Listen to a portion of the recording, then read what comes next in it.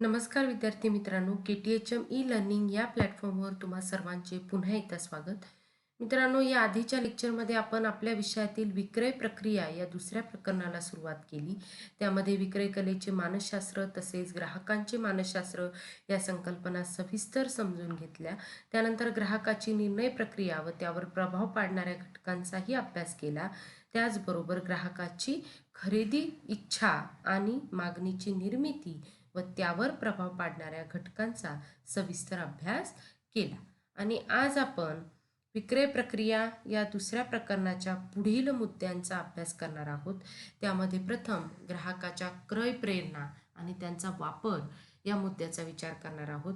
त्यानंतर आपण विक्रय कलेचे मानसशास्त्रातील घटक अभ्यासणार आहोत. त्यामध्ये ग्राहकाचे वस्तूकडे चित्त वेधणे, ग्राहकांच्या मनात वस्तूविषयी गोडी निर्माण करणे, इच्छा जागृत करणे व कृती निश्चित करणे या 3 विक्रय कलेच्या मानसशास्त्राच्या घटकांचा आपण सविस्तर अभ्यास करणार आहोत. आणि शेवटी ग्राहकाला वस्तूचे प्रदर्शन करताना विक्रेत्याने घ्यावयाची काळजी आपण अभ्यासणार आहोत. चला तर मग ग्राहकाच्या क्रय प्रेरणा आणि त्यांचा वापर या मुद्द्याचा आपण विचार करूया. मित्रांनो, एखादा विक्रेता आपल्या वस्तूची विक्री करतो म्हणजेच ग्राहक ज्या प्रेरणेमुळे वस्तूची खरेदी करण्यास प्रवृत्त झालेला असतो त्या क्रय प्रेरणेबद्दलचा अचूक अंदाज बांधतो आणि त्या क्रय प्रेरणेची पूर्तता करण्यासाठी ग्राहकाने वस्तूची खरेदी करणे हे कसे आवश्यक आहे हे त्याला पटवून देण्यासाठी यशस्वी होतो. वस्तू विकत घेण्यास त्यास भाग पाडतो. थोडक्यात त्या विक्रेत्याकडे ग्राहकाच्या क्रय प्रेरणेबद्दलचा अचूक अंदाज बांधण्याची क्षमता असते, तो यशस्वी विक्रेता ठरतो.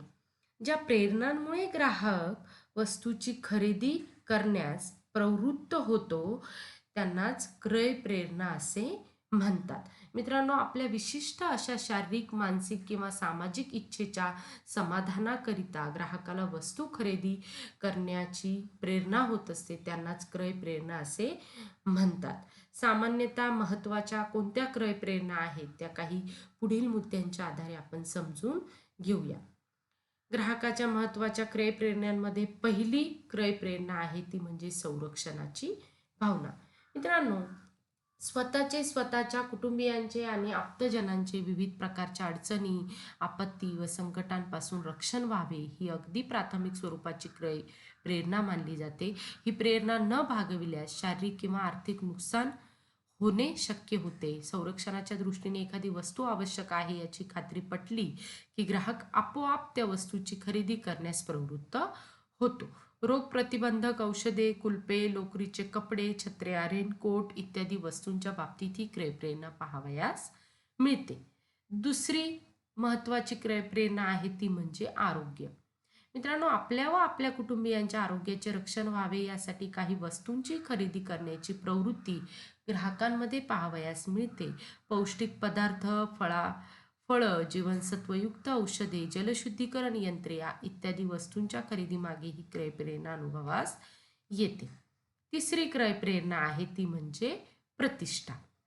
मित्रांनो, समाजात आपले विशिष्ट स्थान असावे, ते स्थान इतरांनी मान्य करावे, इतरांपेक्षा आपण उच्चभ्रू म्हणून मिरवावे, इतरांपेक्षा आपण श्रेष्ठ असावे या भावनेमुळे ग्राहक काही विशिष्ट वस्तूंची खरेदी करत असतात. या प्रेरणेमुळे ग्राहक प्रामुख्याने चैनीच्या किंवा दुर्मिळ किंवा किमती वस्तू खरेदी करत असतात, हे आपली प्रतिष्ठा जपण्यासाठी.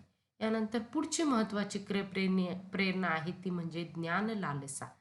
मित्रांनो, नवनवीन विषयांचे ज्ञान मिळवणे तसेच आपल्या मनात ज्ञानात भर घालणे या मानवाच्या नैसर्गिक गरजा आहेत. आपल्या जवळचा ज्ञानाचा खजिना परिपूर्ण आणि अद्ययावत असावा अशी प्रत्येकाची इच्छा असते. वर्तमानपत्रे, मासिके, पुस्तके, दूरदर्शन संच, संगणक यंत्रे इत्यादी वस्तू या प्रेरणेने खरेदी केल्या जातात.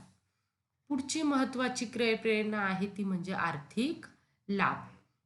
मित्रांनो, वस्तू खरेदी केल्यानंतर ताबडतोब मिळणारी सूट, आर्थिक लाभ हा ग्राहकाला वस्तूच्या खरेदीसाठी प्रवृत्त करीत असतो. त्याप्रमाणे वस्तूची खरेदी आज केली तर उद्या फायदा होईल असे वाटते, त्यातूनही खरेदीस चालना मिळते. यानंतर आता ग्राहकाची पुढची महत्त्वाची क्रय प्रेरणा बघूया, ती म्हणजे सौंदर्य. मित्रांनो, आपण इतरांपेक्षा सुंदर दिसावे, आपल्या सौंदर्याचे इतरांनी कौतुक करावे या भावनेतून काही वस्तूंची खरेदी केली जाते. विशेषतः तरुण स्त्रिया व तरुण पुरुष यांच्यात ही प्रेरणा पाहावयास मिळते. पुढची क्रय प्रेरणा आहे ती म्हणजे काटकसर आणि बचत. मित्रांनो, बरेच ग्राहक काटकसर किंवा बचत करण्यासाठी विशिष्ट प्रकारची खरेदी करण्याचे धोरण अवलंबितात. कमी इंधनात जास्त मैल धावणाऱ्या गाड्यांची खरेदी करणारे ग्राहक याच प्रेरणेतून खरेदी करीत असतात. पुढची क्रय प्रेरणा आहे जिज्ञासूपूर्ती आणि कुतूहल.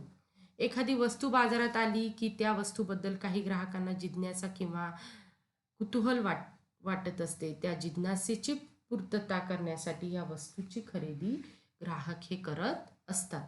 पुढची क्रय प्रेरणा आहे ती म्हणजे मनोरंजन. मित्रांनो, मनोरंजन, करमणूक किंवा विरंगुळा ही माणसाची नैसर्गिक गरज मानली जाते. संगीताची साधने, खेळाचे साहित्य, चित्रपट, पुस्तके, मासिके, नाटके इत्यादी खरेदी केल्या जाणाऱ्या वस्तूंची किंवा सेवांची उदाहरणे ग्राहकांमध्ये आढळून येतात. आणि शेवटची क्रय प्रेरणा आहे ती म्हणजे दातृत्व. मित्रांनो, स्वतःला नको पण इतरांना मदत करण्याच्या हेतूने, समाजोपयोगी कृती करण्याच्या हेतूने काही ग्राहक प्रेरित होतात आणि त्यातून काही वस्तूंची खरेदी केली जाते. ज्यांच्याजवळ नाही अशा नाहीरे घटकांना देण्यासाठी काही हात पुढे सरसावतात. हे देणाऱ्याचे हात खरेदीच्या धोरणात महत्त्वाची भूमिका बजावतात. या काही महत्त्वाच्या क्रय प्रेरणांचा आपण सविस्तर विचार इथे केला. या क्रय प्रेरणांची यादी करायची म्हटले तर ती पूर्ण करणे कठीण आहे असे आपल्याला इथे लक्षात येईल. ती फार मोठी होईल आणि तरीही ती अपूर्णच राहील. प्रत्येक ग्राहक परत्वे या क्रय प्रेरणा ह्या भिन्न भिन्न स्वरूपाच्या असू शकतील आणि त्यांचा वापर विविध पद्धतीने केला जाऊ शकतो, हेही आपल्याला या वर्णनावरून लक्षात आले असेल. विक्रय प्रक्रियेतील ग्राहकांच्या क्रय प्रेरणांचे स्थान या अर्थाने त्यांचा आपण विचार केला आहे. ग्राहकांच्या विविध क्रय प्रेरणांचा वापर करून ग्राहकाला वस्तू खरेदीसाठी प्रेरित करण्याचे काम येथे केले जाते. यानंतर आता आपण विक्रय कलेचे मानसशास्त्रातील काही घटक बघणार आहोत. त्यातील पहिला घटक आहे तो म्हणजे ग्राहकाचे वस्तूकडे चित्त वेधणे. मित्रांनो, ग्राहकाच्या मनात वस्तू खरेदी करण्याची इच्छा निर्माण करण्याकरता प्रथम त्याचे लक्ष विक्रय वस्तूकडे वेधणे आवश्यक असते. ज्या वस्तू बाजारपेठेत अगोदर परिचित झालेल्या आहेत त्या वस्तूंच्या अस्तित्वाची जाणीव करून ग्राहकांना देणे विशेष अवघड जात नाही. परंतु ज्या वस्तू नव्यानेच पेठेत आणल्या जातात त्या वस्तूंची अद्ययावतता परंतु ज्या वस्तू नव्यानेच बाजारपेठेत आणल्या जातात त्यांची लोकप्रियता परिमित झालेली नाही किंवा ज्या वस्तू नव्या उत्पादकाने बाजारात आणल्या आहेत अशा वस्तूंच्या अस्तित्वाची जाणीव ग्राहकांना करून दिल्याशिवाय त्या वस्तू खरेदी करण्याची इच्छा त्यांच्या मनात निर्माण होणे शक्य नसते. ग्राहकांच्या मनात आपल्या वस्तूविषयी अभिलाषा उत्पन्न करण्यासाठी विविध मार्गांचा अवलंब केला जातो. ग्राहकाचे चित्त वस्तूकडे कसे वेधून घ्यावयाचे किंवा वस्तूची प्रसिद्धी कशी करावयाची या संबंधी अनेक मार्ग आहेत. यांपैकी कोणते मार्ग अधिक परिणामकारक होतात? विक्रय वस्तूचे स्वरूप, प्रसिद्धी करण्यासाठी ठरविलेला खर्च व एकंदर व्यवसायाचे स्वरूप यावर अवलंबून असते. उत्पादक, घाऊक व्यापारी व किरकोळ व्यापारी यांच्या विक्रीचे स्वरूप भिन्न भिन्न असल्यामुळे व त्यांचा ग्राहक वर्ग देखील भिन्न भिन्न स्वरूपाचा असल्यामुळे ग्राहकाचे चित्त वेधून घेण्यासंबंधीच्या या तिघांच्याही भिन्न पद्धती असू शकतात. यानंतर आता विक्रय कलेचे मानसशास्त्रातील पुढचा घटक आहे तो म्हणजे ग्राहकांच्या मनात वस्तूविषयी गोडी निर्माण करणे. मित्रांनो, ग्राहकाचे चित्त वेधून संभाव्य ग्राहकाचा शोध घेऊन त्याची मुलाखत घेऊन किंवा दुकानात आलेल्या ग्राहकाचे स्वागत करून त्याच्याशी संभाषणातून संपर्क साधणे या विक्रय प्रक्रियेत पद्धतीमधील पायऱ्यांप्रमाणे विक्री व्यवहारास उत्तम प्रारंभ होऊ शकतो. यानंतरची ग्राहकाच्या मनात विक्रय वस्तूबद्दल आकर्षण निर्माण करणे ही चौथी पायरी जितकी कठीण तितकीच महत्त्वाची ठरते. विक्रेत्याने कोणती वस्तू प्रथम दाखवावी याबाबत साचेबंद नियम नाहीत. दाखवायच्या वस्तूबद्दल संभाव्य ग्राहकाच्या मनात त्या वस्तूविषयी औत्सुक्य निर्माण करावयाचे काम फिरत्या विक्रेत्यास व दुकानातील विक्रेत्या सारख्याच स्वरूपाचे असते. ग्राहकाचे मन दाखविलेल्या वस्तूवर केंद्रित करावयास लावल्याखेरीज त्या वस्तूविषयी गोडी व आकर्षण निर्माण करता येण्यासाठी विक्रेत्यास आपल्या ग्राहकांच्या मानसशास्त्राचा अभ्यास व आपला सारा अनुभव या ठिकाणी पणास लावावा लागतो. मित्रांनो, ग्राहकाची वस्तूविषयी उत्सुकता आणि जिज्ञासा सर्वसाधारणपणे वस्तूतील नाविन्य आणि ग्राहकांच्या क्रय प्रेरणांना आव्हान यातून निर्माण होऊ शकते. काही वस्तूंमध्ये मुळातच काहीतरी वैशिष्ट्य सामावलेले असते व कोणासही ती वस्तू दिसताच त्याविषयी चौकशी करण्याची इच्छा होते. उदाहरणार्थ, नवीन प्रकारचा मोबाईल सेट, नवीन दुचाकी मॉडेल, नवीन कार मॉडेल, नवीन जास्तीत जास्त अद्ययावत चॅनलचा टीव्ही, नवीन आकाराची भांडी, नवीन डिझाईनच्या कप बशा, नवीन शैलीतील चष्मा, नवीन प्रकारचा बॉलपेन, नवीन प्रकारच्या छत्र्या, नवीन प्रकारचे कापड व धुलाई यंत्र, नवीन डिझाईनची पादत्राणे या वस्तूंकडे त्यातील नाविन्य व त्यांच्या आधुनिक अवतारामुळे ग्राहकांच्या मनात आपोआप औत्सुक्य निर्माण होऊन तो अधिक चौकशी करू लागतो. वस्तूतील नाविन्य हे ग्राहकाच्या मनातील क्रय प्रेरणांना परिणामकारक आव्हान देऊ शकते. यानंतर आता विक्रय कलेच्या मानसशास्त्रातील तिसरा घटक बघूया, तो म्हणजे इच्छा जागृत करणे व कृती निश्चित करणे. मित्रांनो, ग्राहकांचे चित्त वेधून घेण्यासाठी त्याच्या मनातील क्रय प्रेरणेस परिणामकारकरित्या आवाहन केल्यानंतर ती वस्तू खरेदी करण्यास लावण्याची त्याच्या मनात प्रत्यक्ष इच्छा जागृत करणे ही विक्रय पद्धतीतील 5वी पायरी आहे. वस्तू विकत घेण्याची इच्छा सूचक संभाषणातून व विक्रय वस्तूंच्या अत्यंत कलात्मक रीतीने दाखवण्याच्या पद्धतीने साध्य होते. यामध्ये 2 मुद्दे दिलेले आहेत. त्यामध्ये पहिला मुद्दा आहे तो म्हणजे सूचक संभाषण. मित्रांनो, सूचक संभाषणासाठी विशिष्ट असे नियम नाहीत, तरी सूचक व कलात्मक संभाषण म्हणजे असे संभाषण की ज्यातून ग्राहकाची वस्तू खरेदी करण्याची इच्छा प्रबळ होईल. या उलट ज्या संभाषणामुळे ग्राहकाच्या मनातील खरेदी करण्याची इच्छा नष्ट होईल किंवा कमी होईल ते संभाषण नकारात्मक संभाषण समजण्यास येईल. दुसरा मुद्दा आहे तो म्हणजे वस्तू प्रदर्शन. मित्रांनो, ग्राहकाची नेमक्या वस्तूची गरज संपल्यानंतर विक्रेत्याला ती वस्तू दाखवावी लागते किंवा वस्तूचे प्रदर्शन करावे लागते. ग्राहकाला वस्तू दाखवण्याचे कार्य हे विक्रय प्रक्रियेतील अत्यंत महत्त्वाचे कार्य मानले जाते. अशा प्रकारे आपण विक्रय कलेच्या मानसशास्त्रातील 3 महत्त्वाचे घटक बघितले, ते म्हणजे ग्राहकाचे वस्तूकडे चित्त वेधणे, ग्राहकांच्या मनात वस्तूविषयी गोडी निर्माण करणे, इच्छा जागृत करणे व कृती निश्चित करणे. यानंतर आता आपण ग्राहकाला वस्तूचे प्रदर्शन करताना विक्रेत्याने पुढील प्रकारची किंवा विक्रेत्याने घ्यावयाची काळजी कोणती ती आता काही मुद्द्यांच्या आधारे पुढील प्रमाणे बघूया. मित्रांनो, पहिला मुद्दा आहे, ग्राहकाला वस्तूचे प्रदर्शन करताना विक्रेत्याने ग्राहकापुढे वस्तू प्रदर्शन करताना ती अत्यंत रोखीव, आकर्षक व कलात्मक रीतीने प्रदर्शित होईल याची विक्रेत्याने खबरदारी घेतली पाहिजे. यानंतर वस्तू प्रदर्शनातील संभाव्य अडचणी व धोका ओळखून वस्तू हाताळताना अगोदर योग्य ती काळजी घेणे आवश्यक ठरते.